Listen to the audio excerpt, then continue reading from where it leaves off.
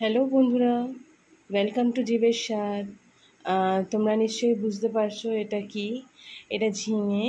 তো আজকে আমি তৈরি করতে চলেছি ঝিঙে পোস্ত। তো চলো দেখি কিভাবে আমি করি। প্রথমে আগে ঝিঙেটা আমি কেটে নিই। ঝিঙেটা কেটে নিয়ে আমি ফিরে আসছি। বন্ধুরা, আমি নিয়ে নিয়েছি কাঁচা লঙ্কা, তারপরে নিয়ে নিয়েছি একটু আদা। হ্যাঁ, এই সবকটাই আমি ধুয়ে এবার পোস্তর সাথে বাটবো। আর বন্ধুরা, আমি এই যে ঝিঙেটাকে ছোট ছোট করে কেটে নিয়েছি যাতে তাড়াতাড়ি হয়ে যায়। হ্যাঁ, এবার চলো আমি মশলাটা করে নিয়ে তোমাদের দেখাচ্ছি। বন্ধুরা, আমি দেখো সমস্ত নিয়ে নিয়েছি। তার মধ্যে আমি নিয়েছি একটু চারমগজ। এবার দিয়ে দেবো আমি পোস্ত, তার মধ্যে একটু জল দিয়ে দেবো। দিয়ে এটাকে আমি পেস্ট তৈরি করে নিচ্ছি। পেস্ট তৈরি করে ফিরে আসছি। তো বন্ধুরা, আমি কড়াই আমার গরম হয়ে গেছে, তো আমি তেল দিয়ে দিচ্ছি।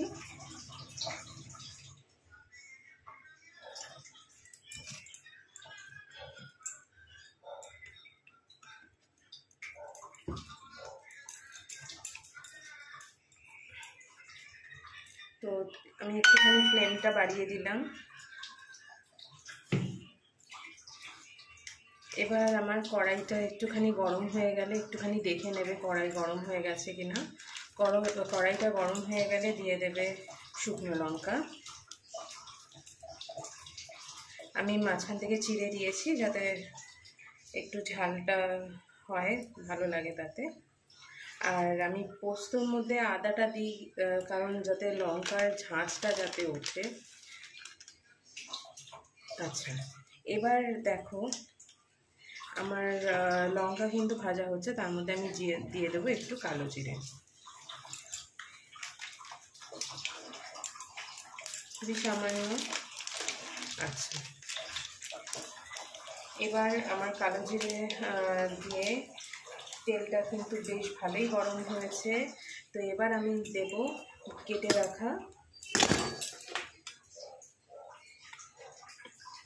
রাখা এই যে ঝিঙে।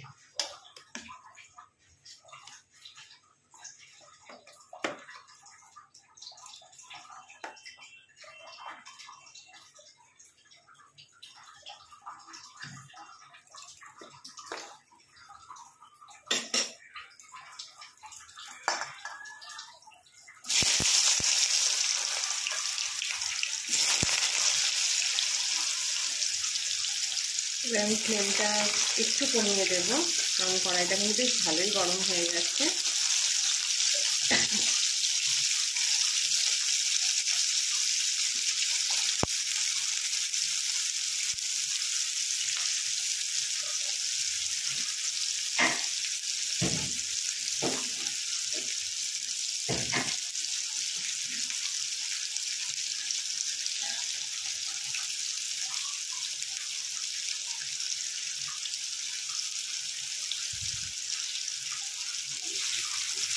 আমি এটা একটুখানি নাড়িয়ে চাড়িয়ে নেবো, একটু টস করে নেবো তেলের মধ্যে, যেরকম আমরা করে থাকি একটু ভাজা ভাজা যেটা হয়।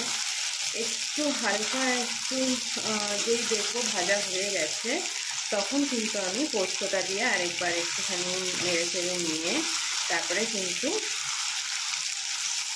আমি মানে সামান্য একটু জল না দিলেই ভালো হয়, কেননা ঝিঙে থেকে কিন্তু জল ছাড়ে। তো দেখে নিই চলো কীরকম কী হয়। কারণ পোস্তটা দিলে কী হয়, কড়াইয়ে নিচের লেগে যায়। তো সেটার জন্য একটু জল, সামান্য একটু জল দিলে সেটা কিন্তু আর লাগার চান্সটা থাকে না।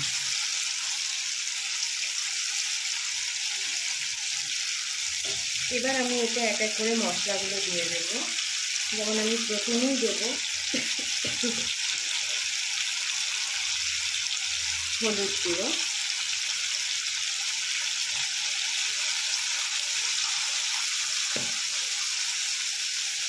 বন্ধুরা কোয়ান্টিটির উপরেই সমস্তটা ডিপেন্ড করে, তোমরা জানো।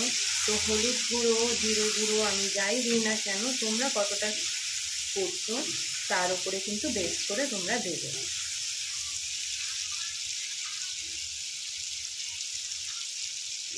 এবার দিয়ে দেবো একটু জিরে গুঁড়ো,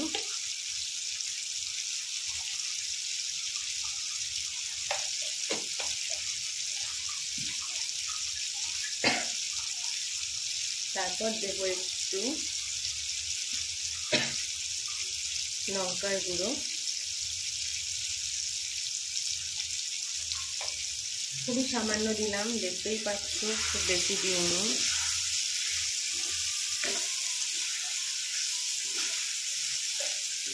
দেখো আমার কিন্তু এটা হয়ে গেছে মোটামুটি প্রায়। এবার আমি যেটা দেবো, এই যে পোস্ত বাটাটা আমার হয়ে গেছে, এবার এই পোস্ত বাটাটা কিন্তু আমি দিয়ে দেবো।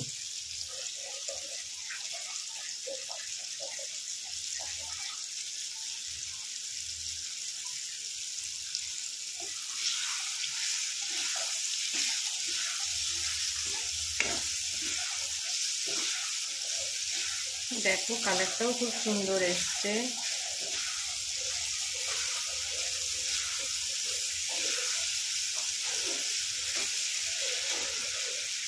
এবার সামান্য একটু জল দেবো, শুধু এই বাটিতে যে পোস্তটুকু লেগে আছে সেটা ধোয়ার জন্য।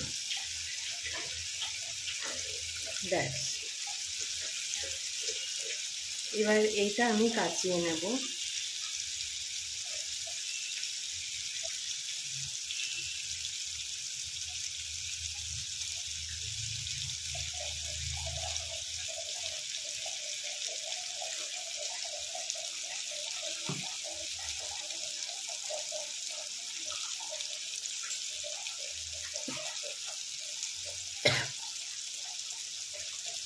দেখো বন্ধুরা, এই যে নিয়ে নিয়েছি, ব্যাস আর কিন্তু জল দেব না।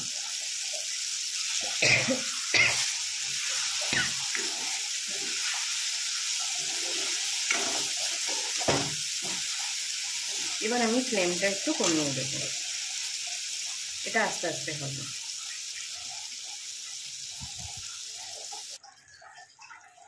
তো বন্ধুরা আমার এটা কিন্তু মোটামুটি হয়ে এসছে তরকারিটা, দেখতেই পাচ্ছ।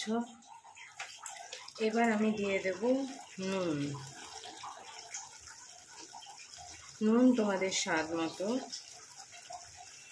একটা জিনিস দেওয়া হয়নি, বলো তো কি?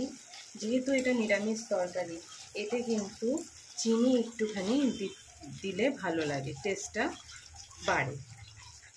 তো চলো একটু চিনি দিয়ে দিই, খুব সামান্য, বেশি চিনি দেবো না, মানে মিষ্টি করার জন্য নয়। এই যে এইটুকু চিনি। এবার সেটা তোমাদের উপরে ডিপেন্ড করে, তোমরা যদি ইচ্ছা করো তোমরা দিতেও পারো, যদি ইচ্ছা না করে দিও না। কারণ অনেকে আছে যারা চিনি খাও না খুব একটা, তো তাদের জন্য বলছি তারা ইউজ করো না।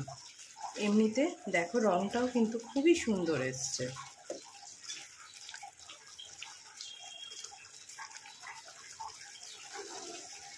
আমার পোস্ত কিন্তু রেডি, ঝিঙে পোস্ত আমার রেডি।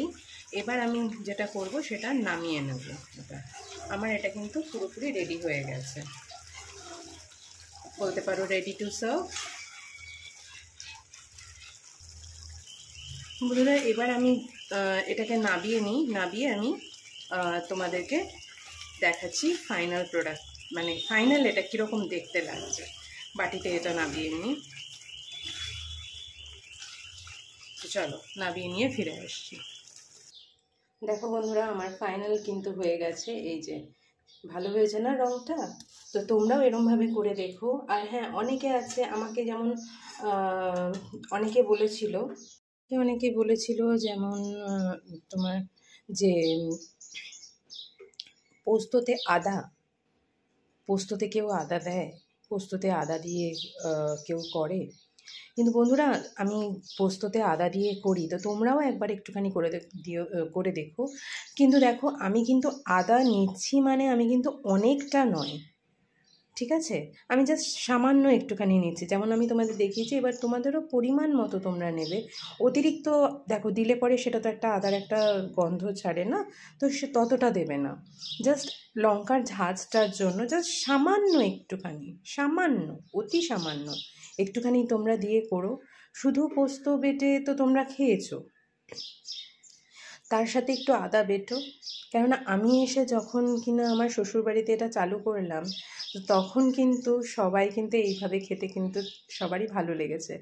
যেমন আমার হাজব্যান্ড আবার যখনই পোস্ত বাটা হয়, একটু আদা দিয়েছো, আসলে লঙ্কার ঝাঁঝটা ওঠে, তো লঙ্কার ঝালটা যেটাই তোমরা বলো না কেন, সেটা ওঠে, তো এবার সেটার জন্যই দিতে বলে। তো যাই হোক বন্ধুরা, এরকম কন্ট্রোভার্সি অনেক রকম চলতেই থাকে, এগুলো নিয়ে তো বেশি বলার কিছু নেই। এবার এক একজনের রান্না করার পদ্ধতি এক এক রকম। এবার তোমরাও যেরকম তোমাদের বললাম, তো বা যেরকম আমি তোমাদের দেখিয়েছি সেরকমভাবে তোমরা করে দেখো, ভালো লাগলে জানিও। আর যেটা বলার আছে সেটা হচ্ছে, আমার এই চ্যানেলটা তোমরা লাইক, শেয়ার অ্যান্ড সাবস্ক্রাইব করতে কিন্তু ভুলো না। প্লিজ বন্ধুরা, please please please like, share and subscribe করো। হ্যাঁ, দেখো, হ্যাঁ, সাবস্ক্রাইব করতে বলছি কেননা সবার কাছে আমি পৌঁছে যেতে চাই। এই সামান্য, দেখো আমি বিশাল বড় রাঁধুনি নই, কিন্তু যতটুকু পারি তোমাদের সাথে সেটা শেয়ার করতে চাই। আর হ্যাঁ, আমারও তো কিছু ভুল ত্রুটি থাকতে পারে, তাই না? তো তোমাদের কাছ থেকে সেটা আমি আবার শিখে নিতে পারবো। তোমরা যদি কমেন্টে যদি জানাও, তাহলে আমি আবার সেটা শিখে নেব। তো সুতরাং তোমরা কিন্তু আমাকে জানাতেও যেমন ভুলো না কমেন্ট করে, তেমন লাইক, শেয়ার, সাবস্ক্রাইব করতেও ভুলো না। ওকে, তো পরের ব্লগে আবার দেখা হবে। তো till then take care, bye bye. তোমরাও ভালো থেকো, কিন্তু পরের ব্লগে আবার দেখি কী নিয়ে আসি। ঠিক আছে, টাটা।